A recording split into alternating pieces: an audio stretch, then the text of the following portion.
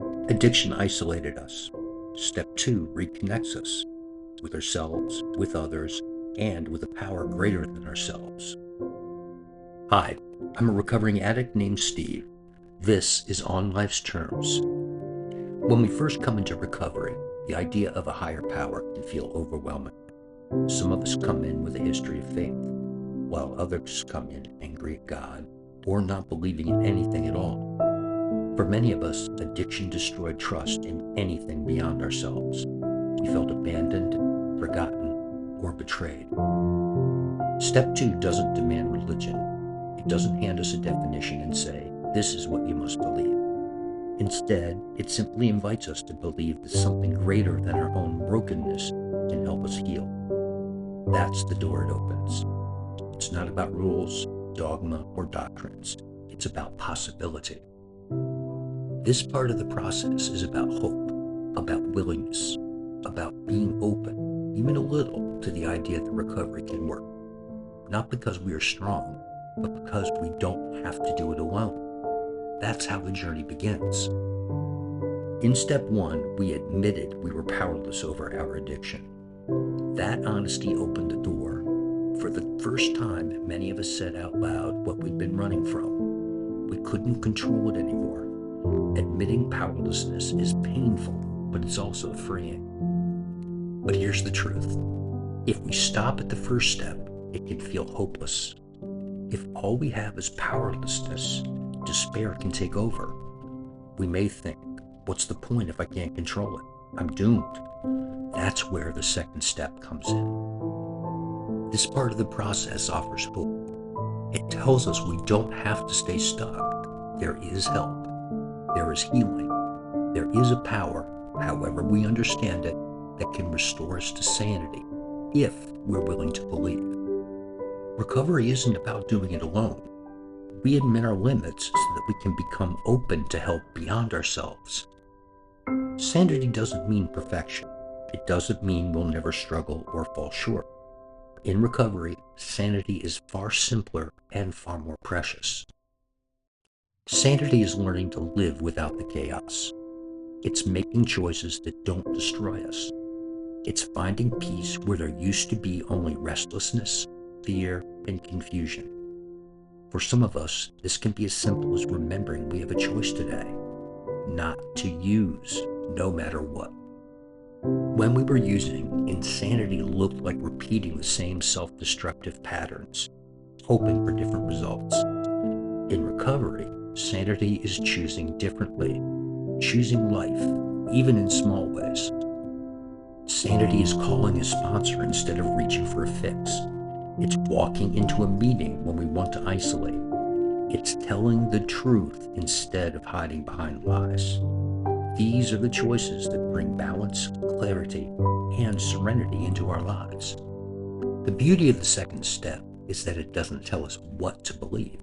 It only asks us to be willing to accept that something beyond ourselves, something bigger than our own self-will, can help us heal. One addict may pray to God in the morning. Another may look to the wisdom of the group.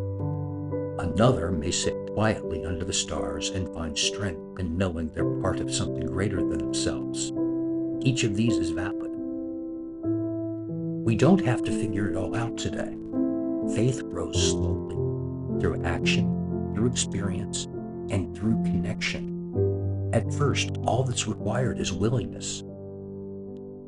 In active addiction, many of us felt completely alone. We trusted no one, not our families, not our friends, not even ourselves. Trust felt impossible. Isolation became our prison. Willingness begins to break that prison down. When we sit in a meeting and hear someone else sharing honestly, we realize we're not alone. Slowly, we start to trust again. Maybe not in everything, maybe not in everyone, but at least in the process. First, we trust the group, that if we keep coming back, we won't be judged, we won't be turned away.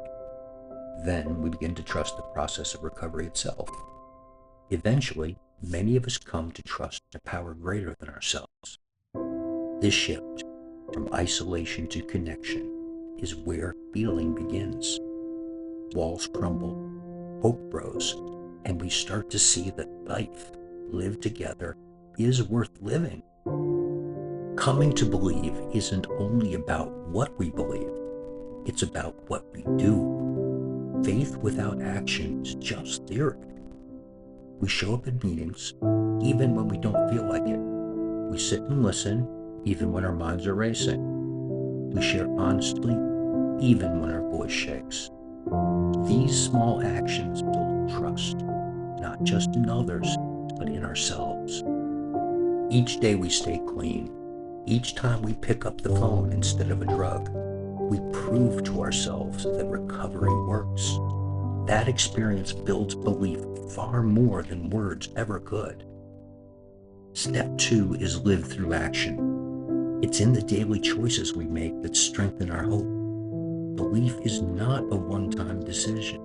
It's a daily practice, shown through showing up and doing the next right thing.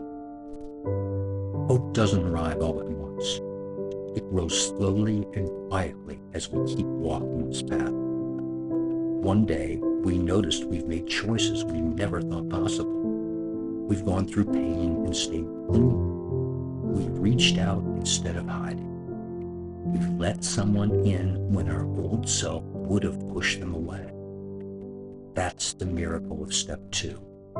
We start to believe in ourselves, in others, and in a power that wants us to live. Where once there was only despair, we begin to see possibilities. Step 2 is the promise that we don't have to stay broken. We don't have to keep living in fear or isolation. We are free to believe, free to hope, and free to grow. The second step tells us this: we are not alone, and we don't have to stay broken. A power greater than ourselves can restore us to sanity. All we need is the willingness to believe and the courage to keep coming back, one day at a time. It doesn't happen overnight, but if we stay, if we listen, if we keep walking this path, we find peace, purpose, and hope, and we discover that recovery truly works. The truth is, you don't have to have it all figured out. You just have to take the next right step. And if you're watching this, maybe this is your sign. Follow on life's terms for tools, talks, and encouragement to keep moving forward. Like this video, tag a friend in recovery, and let's build a community where nobody has to do this alone.